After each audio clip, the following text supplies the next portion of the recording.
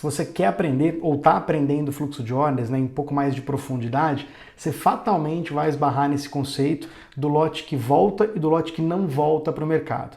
Tá? Se você nunca ouviu falar disso, né, fica aqui comigo até o final desse vídeo que eu acho que você vai gostar. Então, vamos lá, primeiro de tudo eu sou o André Hanna, nesse canal eu falo de trade, falo de investimentos, esse aqui é puramente de trading. Tá? Quando você está ali, né, querendo aprender ou aprendendo análise de fluxo de ordens com um pouco mais de profundidade, saindo do nível setupizado de fluxo de ordens, que é ficar olhando só a absorção ou só a exaustão ou só agressões isoladas, que é um nível, né, bem superficial. Se você realmente quer entrar e aprender um pouco mais da leitura de fluxo, vai esbarrar com isso.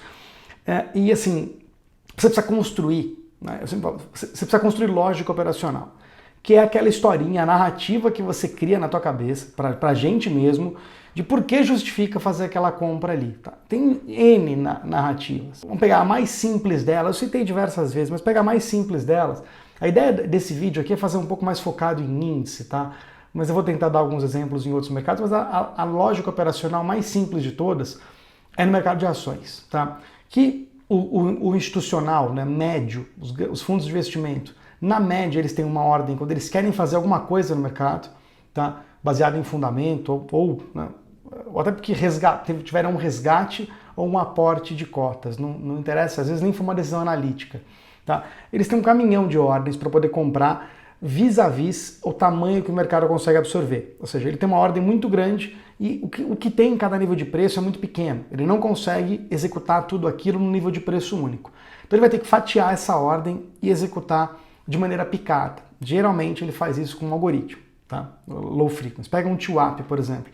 Ele pega uma ordem gigante e divide ela em ordens iguais e que executa em intervalos de tempo mais ou menos similares. Antigamente fazia certinho, a cada 30 segundos, 45, 1 minuto, vai ficar muito previsível. Então tem uma certa aleatoriedade, mas assim, a ideia é que você execute uma ordem grande, divida ela em várias menores, execute ela de forma, vamos dizer, repetida, persistente. Tá? A narrativa de quando você identifica um TWAP, desde que ele tenha, né, que exista contexto para aquilo, a narrativa interna, a lógica operacional putz, se esse cara ligou, tá, essa é só a primeira ordem de um caminhão de ordens que ele tem, que eu não sei a quantidade. Mas você tem uma ideia, uma pista, pelo horário que ele liga, pela taxa de participação, por uma série de coisas, né, pela circunstância e pelo contexto. E você cria uma narrativa, fala, cara, se eu entrar comprando junto com esse cara, eu tenho mais, a cada 30 segundos eu tenho mais 5, 7 mil ações que vão vir na minha direção de forma previsível. Ou seja, esse é o ponto. A narrativa, né, que você cria, lógica operacional, é um certo grau de previsibilidade.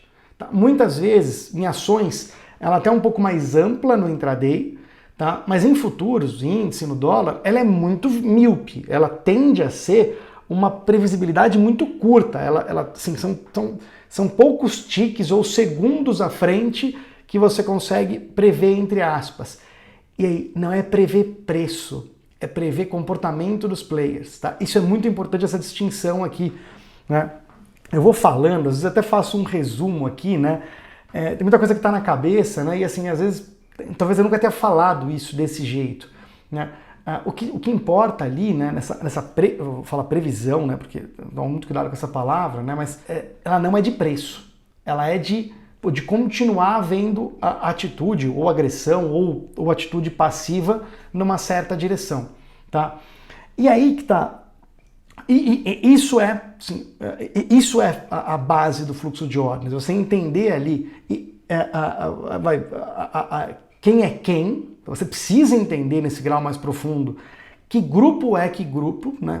Quem é quem ali no mercado, para conseguir criar uma narrativa em cima de, putz, será que essa ordem desse cara vai continuar ou será que a ordem desse cara acabou? Tá? Você precisa disso. Tá? Isso eu fiz um disclaimer até agora. Tá? E o que é, tá, esse lote que volta e que não volta para o mercado? Aqui você tem que tomar muito cuidado para não construir uma narrativa errada. Tá? Porque muita gente olha, por exemplo, eu acho que uma das principais objeções à análise de fluxo, né, para quem não sabe fazer, é olhar ali o saldo das corretoras e ver lá um player, o destaque de compra ou de venda, e falar, cara, esse cara tá compradaço, olhar o preço médio dele e achar que ele tá comprado, e preço subindo. Achar que se o preço cair, esse cara vai ter que zerar. Isso é uma pressuposição, assim, tem que tomar muito cuidado com isso. Justamente pelo que eu vou falar agora, tá? Vamos lá. Você tem basicamente 3 grandes operações no mercado. 3 grandes possibilidades, não operações, 3 grandes possibilidades. As operações, elas se encaixam dentro desses 3 grandes grupos. Você tem gente que opera por especulação, e aí não importa se o cara está comprando para vender dali 1 minuto, tá? Ou se ele está comprando e vai sair lá no ajuste, no mercado, caso no mercado futuro, quando vencer, ou se vai sair, montar uma posição e vai rolando ela, vai sair daqui 1, 2 anos, não importa. Ele está operando de maneira direcional. Especulação, você pode dizer que é um sinônimo de operação direcional. Tá? Você tem a operação de hedger, tá? Que geralmente é um cara que, no mercado do índice futuro, é um cara que geralmente é um fundo de ações ativo, ele já tem a carteira de ações e ele vai vender o índice futuro para hedgear aquela carteira. No mercado de café, por exemplo, para dar um exemplo aqui, o hedger, ele é o produtor, ele já tem o café físico e vai vender o contrato futuro para hedgear. Vocês vão entender, né? Porque eu estou dizendo tudo isso aqui, né? E você tem um arbitrador, a possibilidade de arbitragem no mercado, tá? Que no caso do índice futuro, você tem mais ou menos 2 possibilidades. Você tem a arbitragem do mínimo padrão, que ela foi reduzindo volume ao longo do tempo, tá? E você também tem uma outra que você pode enquadrar como arbitragem, que é a operação de cash and carry, que é você comprar as ações e vender o contrato futuro para poder ganhar essa passagem do tempo, que é justamente a taxa de juros embutida. É uma operação sem risco.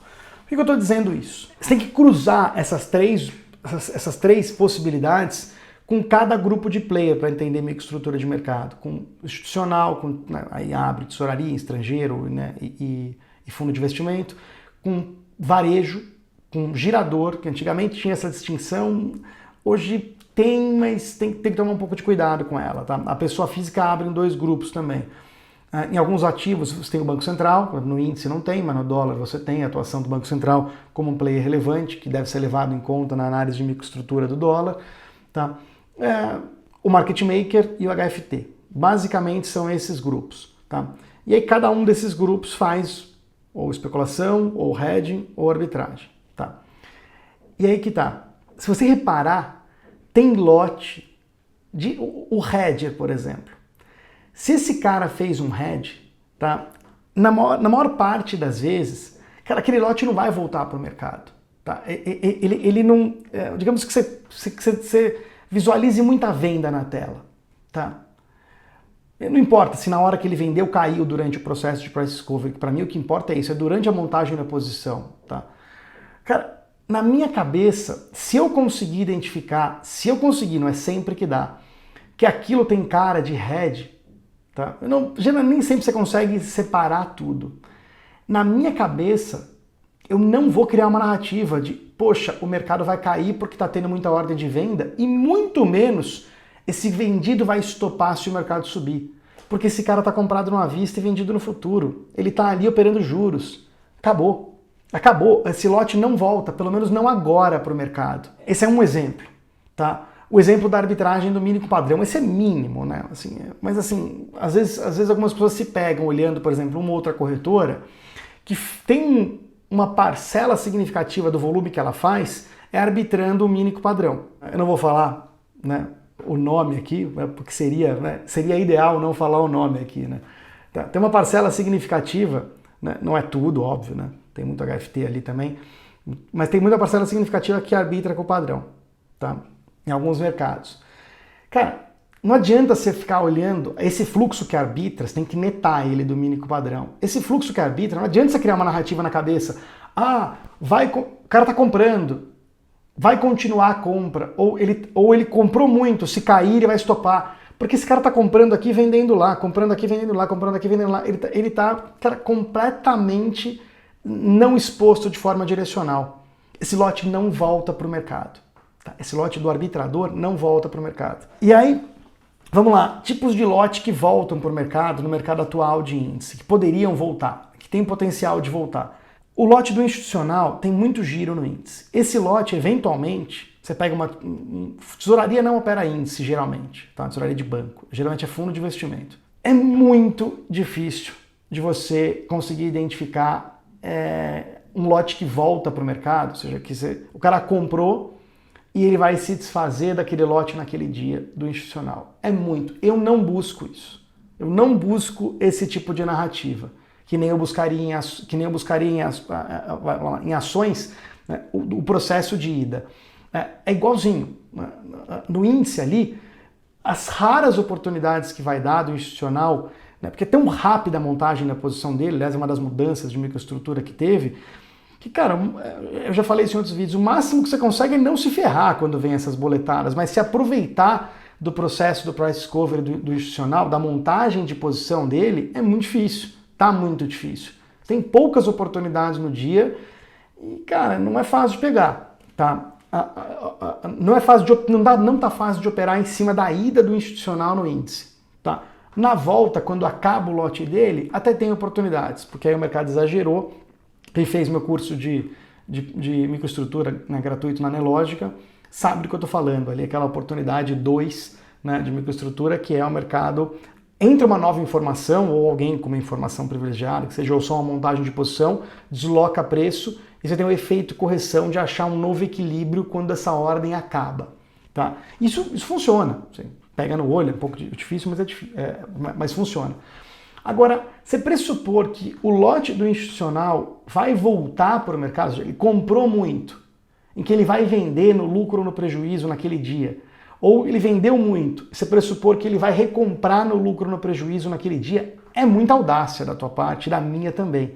Eu não tenho criado essa narrativa na minha cabeça, tá? Eu não crio essa narrativa na minha cabeça. Por que eu falei tudo isso? Porque o único lote hoje previsível que volta para o mercado e que há um tempo atrás ele não era relevante é o lote do varejo, o lote trouxa da pessoa física.